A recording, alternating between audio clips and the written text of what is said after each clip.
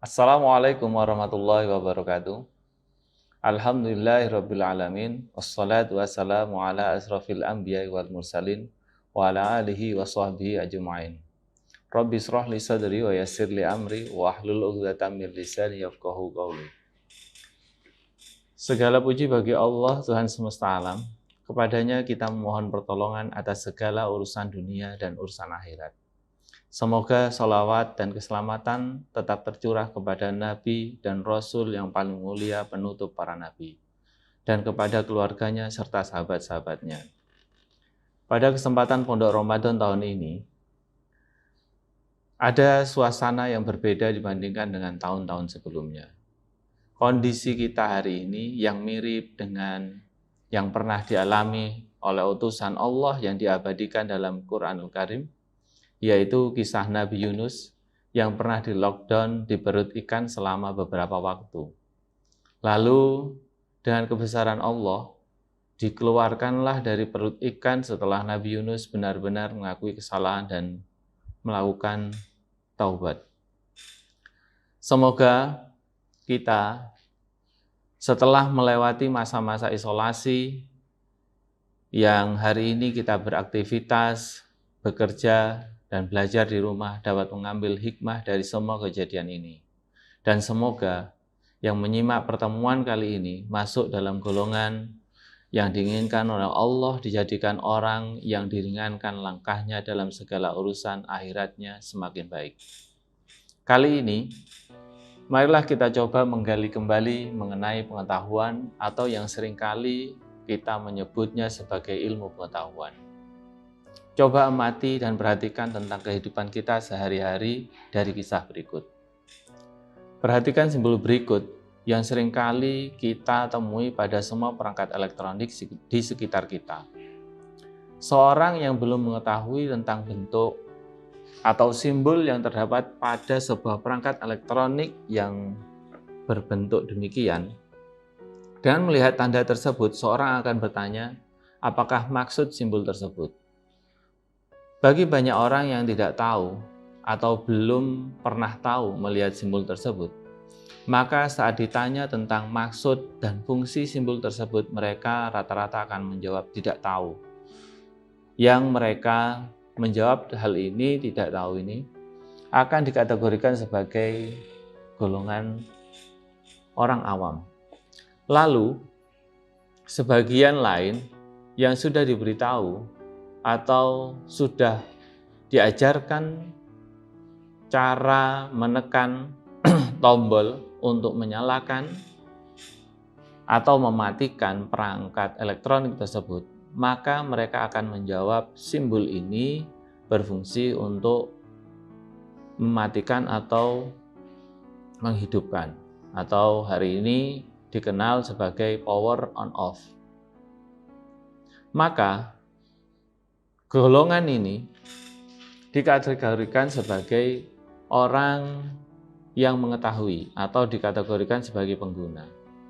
Tetapi bagi penggagas atau orang yang memahami simbol tersebut akan menjawab itu merupakan gabungan angka 1 dan 0 yang menggambarkan jika angka 1 itu hidup dan angka 0 itu mati, yang pada akhirnya digunakan sebagai simbol tombol power untuk menghidupkan dan mematikan peralatan elektronik yang mereka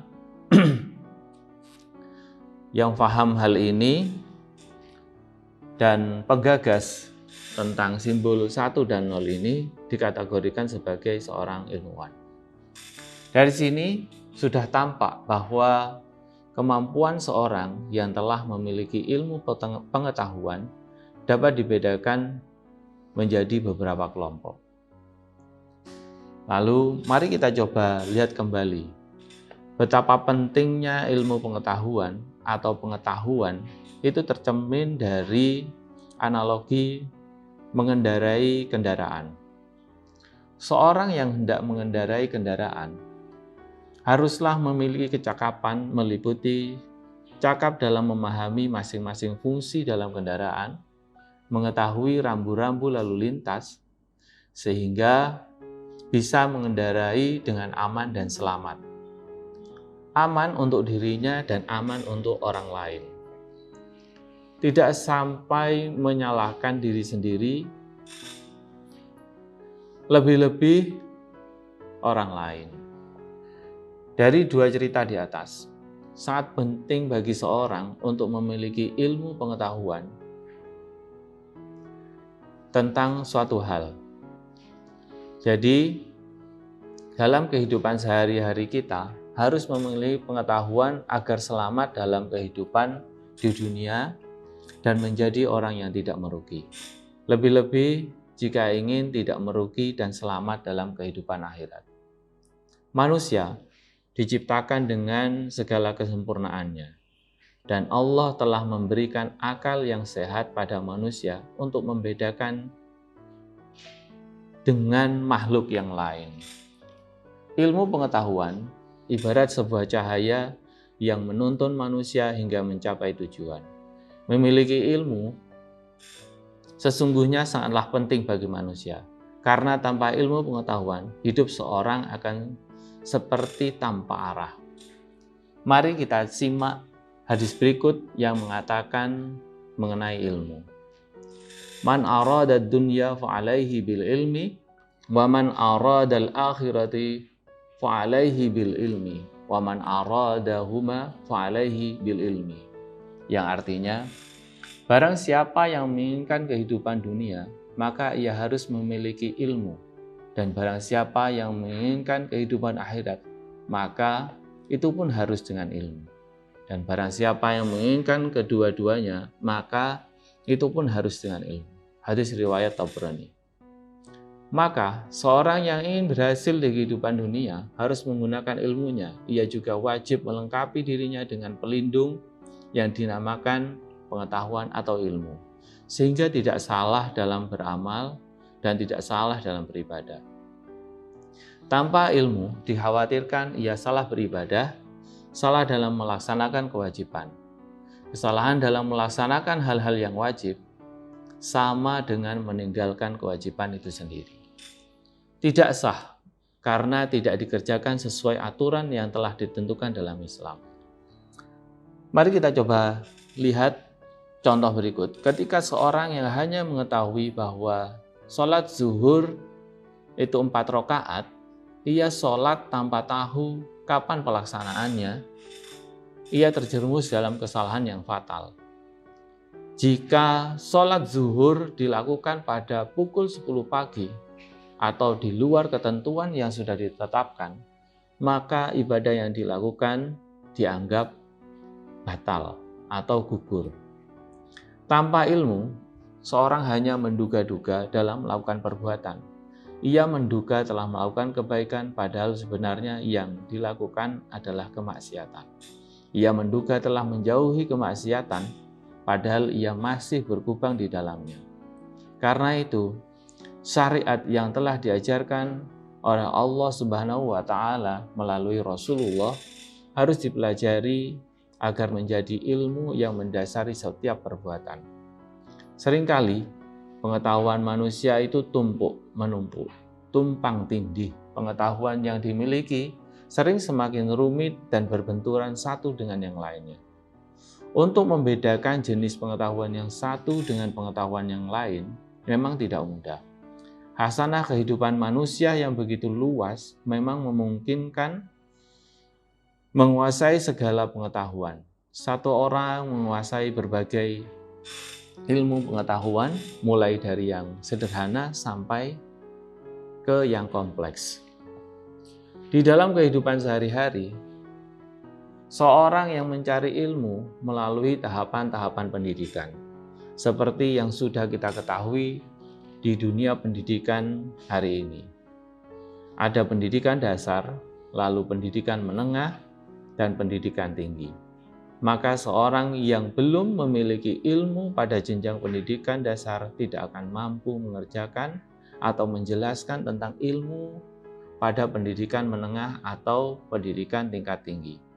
Maka seharusnya lah pengetahuan Islam sama juga ditempuh dengan cara berjenjang, dengan mengilmui mengetahui dasar yang diawali dari bertaslim dengan mengucapkan 2 kalimat syahadat, memahami syarat dan pembatalan syariat tersebut, lalu mengilmui dan mengerjakan sholat, membayar zakat, dan menunaikan ibadah haji. Setiap jenjang ini harus diilmui dan dilaksanakan secara berturut-turut. Urutan yang berjenjang di dalam Islam dikenal dengan istilah rukun. Namun, kebanyakan orang lebih senang mereka untuk menyia-nyiakan waktunya bersama teman-temannya, menghabiskan waktunya untuk melihat Instagram, Twitter, dan media sosial yang lain dibandingkan dengan duduk di majelis ilmu. Ada banyak faktor yang menyebabkan hal ini terjadi. Salah satunya adalah karena umat Islam belum mengetahui keutamaan dan keuntungan mempelajari ilmu agama. Kita belum mengetahui untungnya duduk berjam-jam di majelis ilmu, mengkaji ayat-ayat Allah, karena beberapa orang hanya akan melihat keuntungannya dari apa yang bisa mereka dapatkan setelah mempelajari sesuatu. Maka, kalau tidak mengetahuinya, kita tidak akan duduk bersedia di dalam sebuah majelis ilmu tersebut. Baiklah, mari kita kaji seberapa besar agama Islam memberikan perhatian penting dalam kehidupan tentang ilmu. Yang disebutkan beberapa ayat di dalam Al-Quran. Yang pertama, Allah akan mengangkat derajat orang yang berilmu. Disebutkan di dalam surat Al-Mujadilah ayat ke-58. Allah berfirman, Bismillahirrahmanirrahim. Ya ayyuhalladzina amanu idza qila lakum tafassahu fil majalis fafsahu yafsahillahu lakum wa idza qila suzu fanfuzu yarfa'illah wallahu bima ta'maluna khabir alladzina amanu minkum walladzina utul ilma darajat.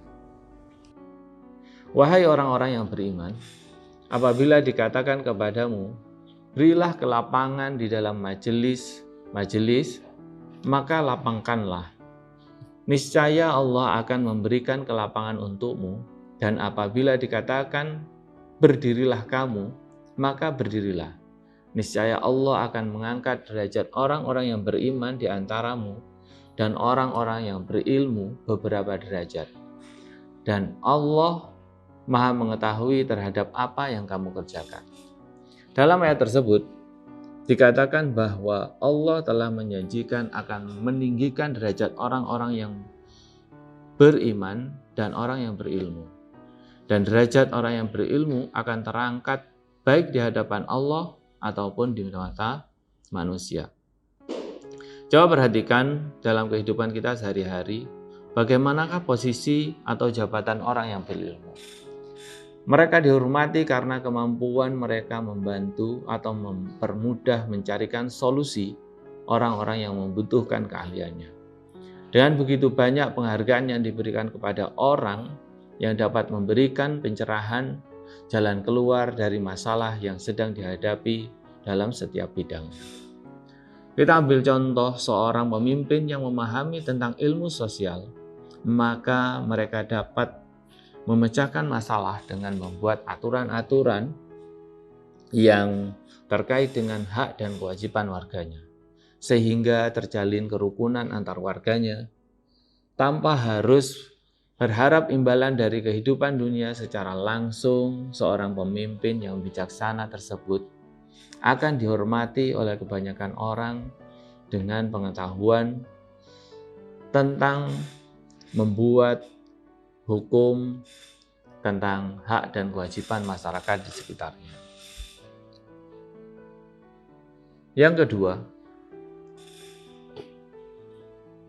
keutamaan orang yang berilmu adalah orang yang diberikan kebaikan dan dikaruniai oleh Allah. Disebutkan dalam salah satu hadis riwayat Bukhari dan Muslim, may yuridillahu bihi khairan yufaqihu fiddin. Yang artinya, barang siapa yang Allah kehendaki mendapatkan semua kebaikan, niscaya Allah akan memahamkan dia tentang ilmu kebaikan atau kebenaran. Yufaqihu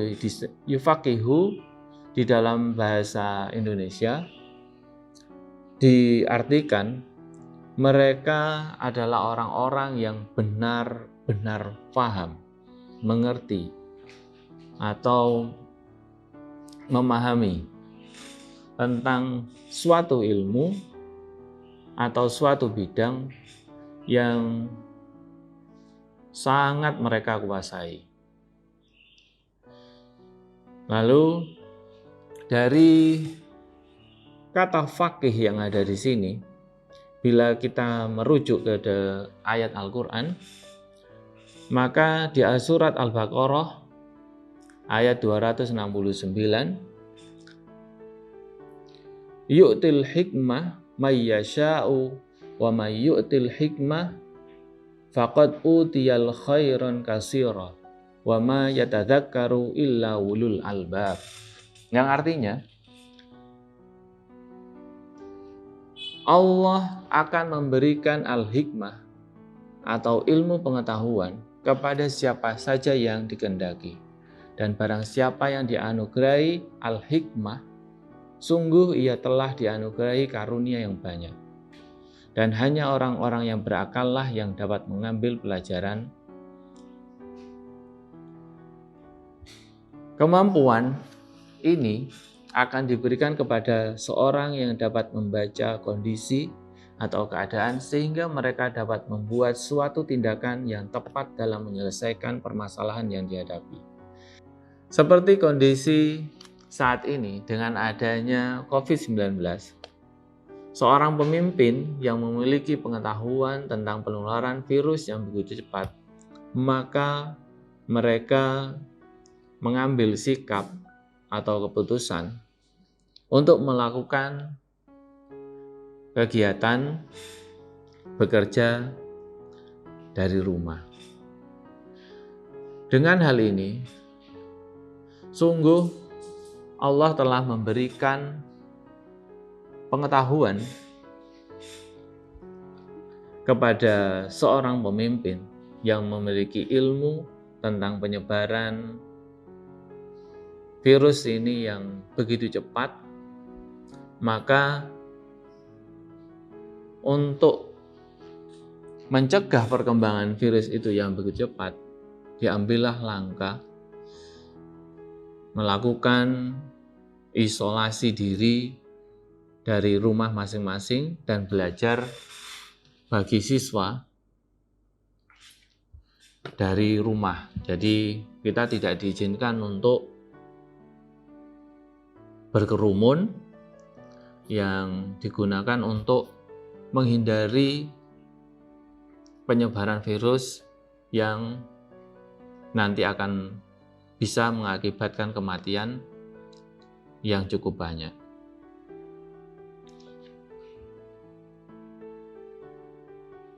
Lalu dari kisah tersebut terdapat kebaikan yang telah diberikan Allah dengan tidak terjadinya kematian yang massal atau kematian yang sangat banyak dengan ditetapkannya keputusan mengisolasi diri. Lalu kita coba gali lagi keutamaan ilmu yang ketiga. Orang yang berilmu akan berbeda dengan orang yang tidak berilmu. Dalam surat Az-Zumar ayat ke-9 disebutkan, Bismillahirrahmanirrahim. Amman huwa qanitun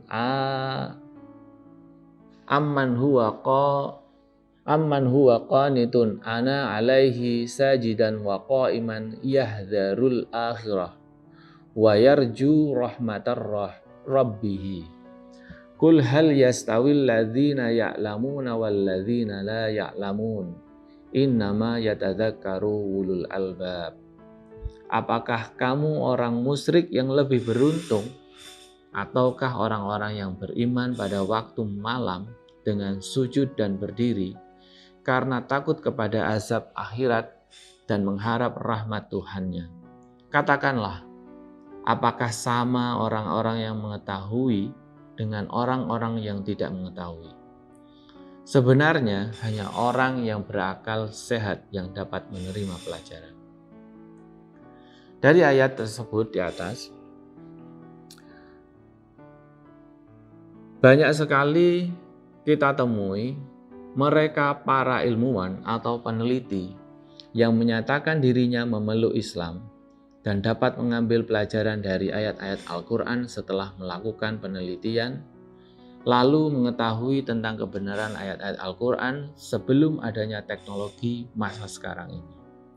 Para peneliti atau ilmuwan tidak sama tingkat keimanan mereka karena mereka benar-benar memahami bahwa kebenaran Al-Quran yang bukan ciptaan manusia ini merupakan suatu mukjizat yang diberikan Allah berupa pemahaman yang sudah dikaji di zaman Rasulullah dahulu. Di antara kisah para ilmuwan atau peneliti yang telah menyatakan diri mereka memeluk agama Islam, di antaranya yang pertama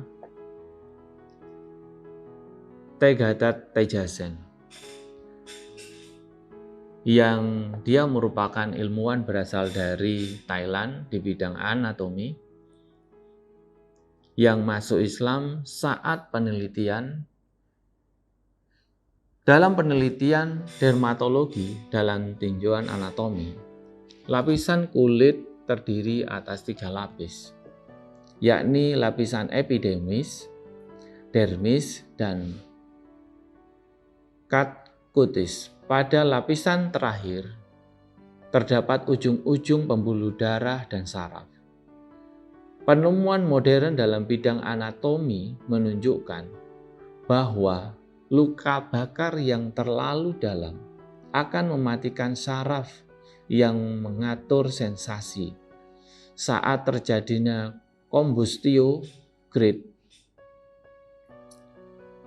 Seorang tidak akan merasakan rasa nyeri. Hal ini tersebut tidak berfungsi pada ujung-ujung serabut saraf eferen dan efren pengatur sensasi yang rusak oleh luka bakar tersebut. Makalah ini tidak saja menunjukkan keberhasilan teknologi kedokteran dan perkembangan ilmu anatomi, namun juga membuktikan kebenaran Al-Quran dalam surat An-Nisa ayat ke-56 yang artinya Allah akan memasukkan orang-orang kafir ke dalam neraka dan mengganti kulit mereka yang baru setiap kali kulit itu habis terbakar. Jantung Tejaset berdebar saat mengetahui ayat ini dari beberapa mahasiswa yang menyodorkan kebenaran ayat ini di dalam Al-Quran. Maka Tejaset heran sampai dia mengatakan, bagaimana mungkin Al-Quran yang diturunkan 14 abad yang lalu telah mengetahui fakta kedokteran ini. Akhirnya Tejaset pada tanggal 3 November tahun 1983 mengucapkan 2 kalimat syahadatnya di dalam konferensi dan memberitahukan kepada khalayak umum bahwa ia masuk Islam. Peneliti yang kedua yang bernama Kate Moore, dia adalah seorang presiden AACA, American Society of Clinical Anatomy. Antara tahun 1989 dan 1991, ia menjadi terkenal karena literaturnya tentang mata pelajaran anatomi dan embriologi dengan puluhan kedudukan dan gelar kehormatan dalam bidang sains. Dia menulis bersama beberapa profesor yang merupakan literatur berbahasa Inggris paling populer dan menjadi buku pegangan dokter di seluruh dunia. Pada sewaktu-waktu, ada sekelompok mahasiswa yang menunjukkan referensi Al-Quran tentang penciptaan manusia kepada Profesor Ketmo. Lalu Profesor melihatnya dan berkata, "Tidak mungkin ayat ini ditulis pada tahun 7 Masehi, karena apa yang terkandung dalam ayat tersebut adalah fakta ilmiah yang baru diketahui oleh ilmu pengetahuan modern." Ilmu pengetahuan modern yang dimaksud oleh dokter ini mengenai kemampuan Nabi Muhammad yang menyampaikan sebuah ayat di surat Al-Mu'minun yang artinya, "Sesungguhnya kami telah menciptakan manusia dari saripati air yang berasal dari tanah. Kemudian air mani itu kami jadikan segumpal darah. Lalu segumpal darah itu kami jadikan segumpal daging. Dan segumpal daging itu kami jadikan tulang belulang. Lalu tulang belulang itu kami bungkus dengan daging. Kemudian kami jadikan dia makhluk yang berbentuk lain. Maka Maha Suci Allah, pencipta yang paling baik." Ayat tersebut membuat sang profesor akhirnya memeluk agama Islam dan merevisi beberapa kalimat kajian ilmiahnya. Karena Al-Quran ternyata telah menjawab beberapa bagian yang selama ini membuat sang profesor gusar. Baik, marilah kita coba lihat keutamaan dari ilmu yang keempat. Yang keempat, keutamaan memiliki ilmu adalah memiliki pahala yang mengalir. Dari Abu Hurairah, Rasulullah SAW bersabda, "Jika seorang meninggal dunia, maka terputuslah segala amalnya, kecuali 3 hal, yaitu sedekah jariah, ilmu yang bermanfaat, dan doa anak yang soleh." Hadis riwayat Muslim. Allah tidak hanya mencatat amal perbuatan yang kita lakukan, namun Allah juga mencatat semua pengaruh dari perilaku dan perbuatan kita. Allah juga berfirman di dalam surat Yasin ayat ke-12, "Inna nahnu nuhyil mauta wa naktubu ma qaddamu wa asarahum wa kulla syai'in ahsayna fi imamin mubin." Sungguh kami yang menghidupkan orang mati, kami catat semua yang telah mereka lakukan dan bekas-bekas yang mereka tinggalkan. Dan semuanya kami kumpulkan dalam kitab atau catatan yang nyata. Dari firman Allah tersebut, dapat kita pahami bahwa kita dapat mengambil pelajaran dari apa yang sudah dilakukan atau apa yang sudah dikerjakan oleh orang-orang yang terdahulu. Kita dapat mempelajari dan mengambil hikmah dari tulisan yang dikumpulkan di dalam kitab atau catatan yang nyata yang hari ini kita mengenalnya bisa berupa sejarah atau rumusan dari ide-ide dan gagasan mereka. Ketika orang yang berilmu wafat, maka ilmu mereka pun tetap kekal di tengah-tengah masyarakat. Di saat jasad mereka ditanam di dalam tanah, pahala mereka tetap bermunculan. Dalam urusan dunia saat ini, kita telah mengenal istilahnya hak cipta. Mereka yang menciptakan sesuatu bisa mewariskan royalti atau hasil jerih payah yang menciptakan. Royalti tersebut bisa dinikmati sampai dengan anak cucu mereka, meskipun yang telah menemukan tersebut atau yang telah mendapatkan hak cipta sudah meninggal.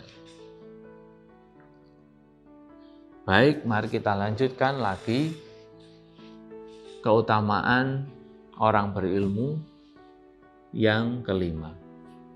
Yang kelima ini, keutamaan orang yang berilmu, mereka disejajarkan dengan para malaikat.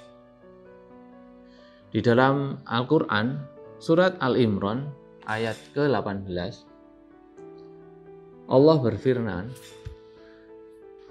Syahidallahu annahu la ilaha illa huwa wal malaikatu wa ulul ilmi qa'iman bil qisti.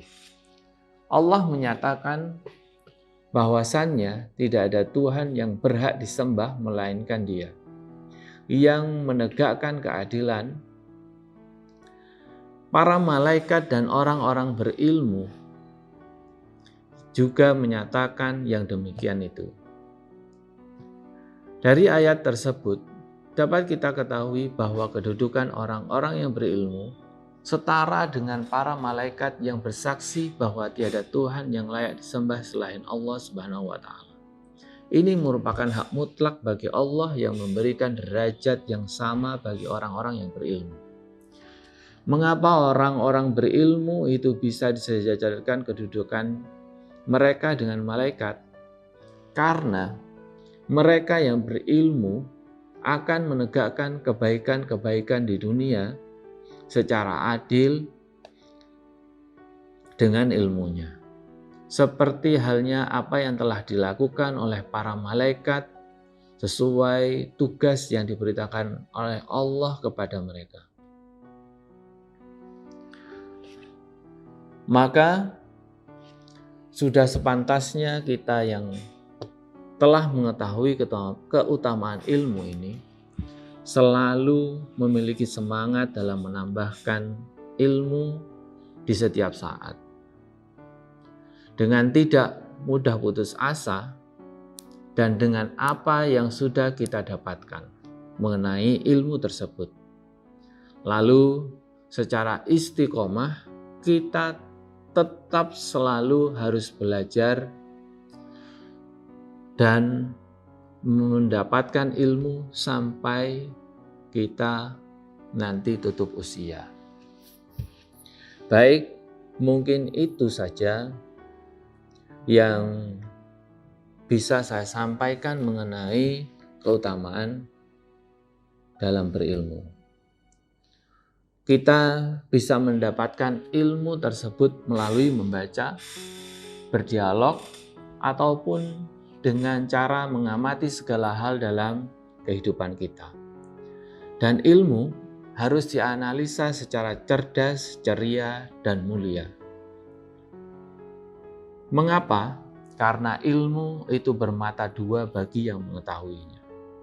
Mudah-mudahan kita bisa mendapatkan manfaat dari kajian yang sudah saya sampaikan. Miftahul Jannah, la ilaha illallah, subhanaka Allahumma wa bihamdika, ashhadu an la ilaha illa anta, astaghfiruka wa atubu ilaik. Maha suci Allah, segala puji bagi Allah. Aku bersaksi bahwa tiada Tuhan melainkan Allah, dan aku memohon ampunan dan bertobat kepada Allah. Wabillahi taufiq wal hidayah, waridho wal inayah. Assalamualaikum warahmatullahi wabarakatuh.